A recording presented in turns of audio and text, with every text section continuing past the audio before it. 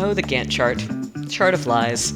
This is the sort of chart that is basically the antithesis of agility. Anytime you're laying out projects like this, you're basically cutting off any ability to iterate on feedback, because you're gonna throw off the chart.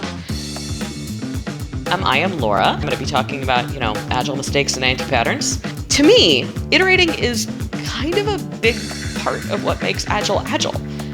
It's what makes Agile work, right? It's the only thing that makes me, as a designer, okay with sometimes letting things out into the world that I know aren't quite right. We're gonna have a chance to get feedback on them and then make them better. That is the deal that we made.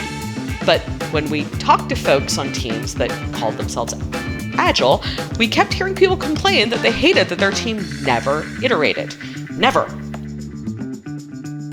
Customer feedback is just right there in the manifesto.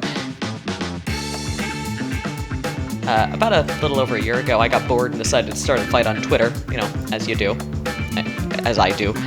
And I asked Design Twitter, what do you hate about Agile? None of the things that people were complaining about seemed particularly Agile to me. What I rarely saw was something that I would describe as an actually Agile team.